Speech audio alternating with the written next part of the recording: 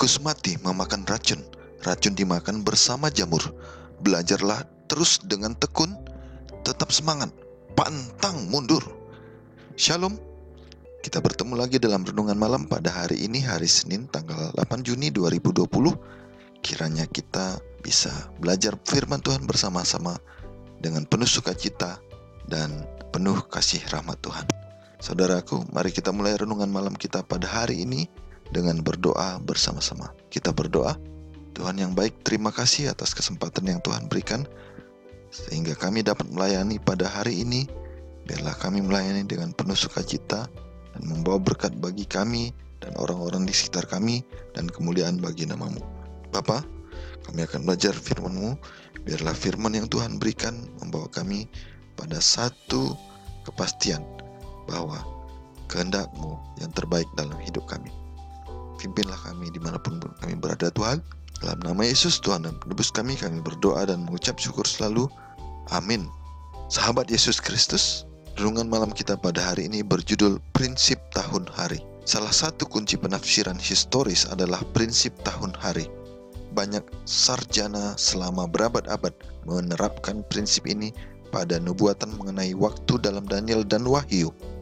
Mereka memperoleh prinsip ini dari beberapa ayat kunci dan dari konteks dekat nubuatan itu sendiri. Bacalah Bilangan 14 ayat 34 dan Yehezkiel 4 ayat 6. Bilangan 14 ayat 34, firman Tuhan, sesuai dengan jumlah hari yang kamu mengintai negeri itu, yakni 40 hari, satu hari dihitung 1 tahun, jadi 40 tahun lamanya, kamu harus menanggung akibat kesalahanmu, supaya kamu tahu rasanya jika aku berbalik daripadamu.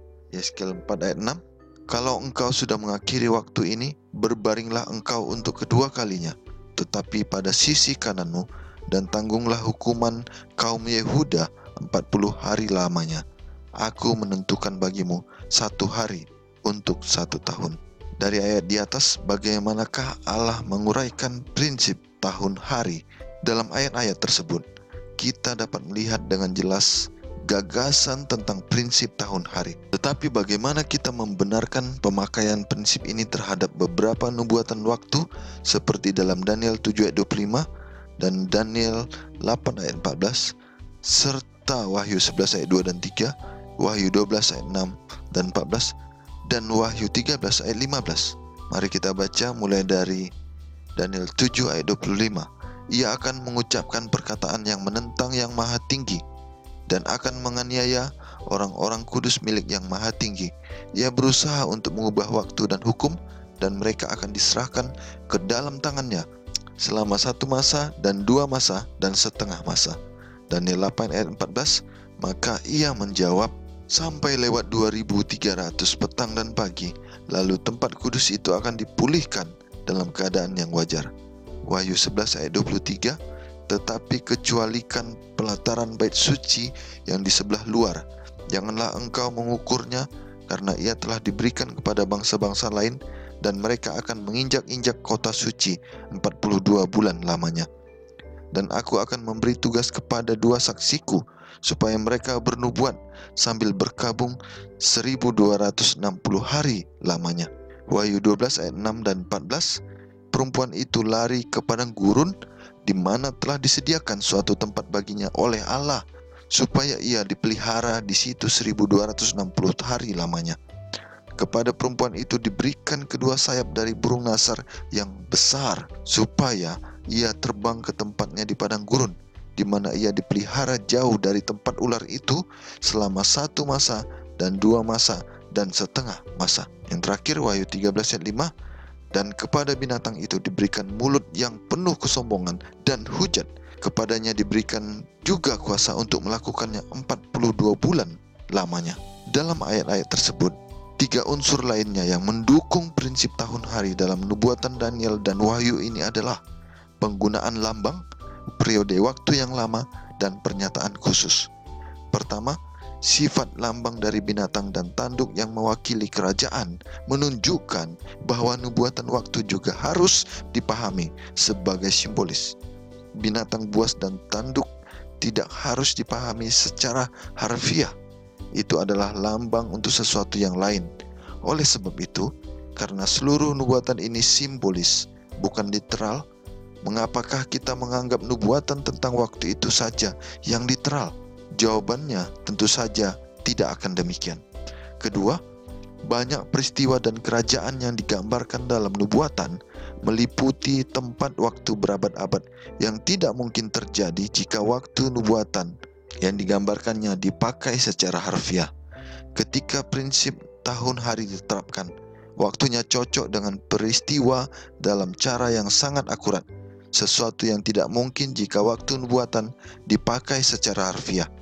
Akhirnya, pernyataan khusus yang digunakan untuk menunjuk periode waktu ini menyarankan penafsiran secara simbolis. Dengan kata lain, cara-cara di mana waktu diungkapkan dalam nubuat-nubuat ini, misalnya 2300 petang dan pagi dalam Daniel 8 ayat 14 New International Version, bukanlah cara yang normal untuk mengekspresikan waktu, menunjukkan kepada kita bahwa periode waktu yang digambarkan adalah untuk dipakai secara simbolis, bukan secara harfiah. Perhatikan nubuatan 70 minggu dalam Daniel 9 ayat 24 sampai 27. Firman Tuhan, 70 kali 7 masa telah ditetapkan atas bangsamu dan atas kotamu yang kudus, untuk melenyapkan kefasikan, untuk mengakhiri dosa, untuk menghapuskan kesalahan, untuk mendatangkan keadilan yang kekal, untuk menggenapkan penglihatan dan nabi, dan untuk mengurapi yang maha kudus. Maka ketahuilah dan pahamilah dari saat firman itu dikeluarkan, yakni bahwa Yerusalem akan dipulihkan dan dibangun kembali sampai pada kedatangan seorang yang diurapi, seorang raja. Ada 7 kali 7 masa, dan 62 kali 7 masa lamanya kota itu akan dibangun kembali dengan tanah lapang dan paritnya, tetapi di tengah-tengah kesulitan. Sesudah ke-62 kali 7 masa itu akan disingkirkan seorang yang telah diurapi, padahal tidak ada salahnya apa-apa. Maka datanglah rakyat seorang raja memusnahkan kota dan tempat kudus itu, tetapi raja itu akan menemui ajalnya dalam air bah. Dan sampai pada akhir zaman akan ada peperangan dan permusuhan seperti yang telah ditetapkan. Raja itu akan membuat perjanjian itu menjadi berat bagi banyak orang selama 1 kali 7 masa. Pada pertengahan 7 masa itu ia akan menghentikan korban sembelihan dan korban santapan, dan di atas sayap kekejian akan datang yang membinasakan sampai pemusnahan yang telah ditetapkan menimpa yang membinasakan itu. Saudaraku, kita membaca bahwa dari saat firman itu keluar, yakni bahwa Yerusalem akan dipulihkan dan dibangun kembali sampai pada kedatangan seorang yang diurapi seorang raja. Dalam Daniel 9 ayat 25, hanya akan menjadi 69 minggu secara harfiah, atau hanya 1 tahun 4 bulan dan 1 minggu. Nubuatan ini tidak masuk akal jika dipahami seperti itu, bukan? Namun apakah yang terjadi ketika kita menerapkan prinsip tahun hari Alkitab sendiri dan 70 minggu menjadi 490 tahun? Saudaraku, dalam renungan malam 3 bulan yang lalu sudah disampaikan bagaimana 1260 hari dan 490 hari atau 70 pekan, sehingga ketika membaca dan mempelajari perenungan malam pada malam ini akan dibawa pada pemahaman yang jelas bahwa tahun hari adalah satu bentuk prinsip pemahaman Alkitabiah. Hal ini disampaikan dalam nubuatan dan penggenapannya, di mana disampaikan tentang bagaimana Israel ditawan, kemudian Yesus lahir dan Yesus disalib, serta bagaimana Yesus masuk ke bait yang maha suci untuk mempersiapkan surga bagi kita umat Tuhan. Oleh karena itu, sesuai dengan kejadian yang ada terjadi di bumi ini, di seluruh dunia, Alkitab menyampaikan nubuatan yang tepat dalam hal penggunaan hari yang disampaikan dalam prinsip lambang atau simbolis, bukan secara literal.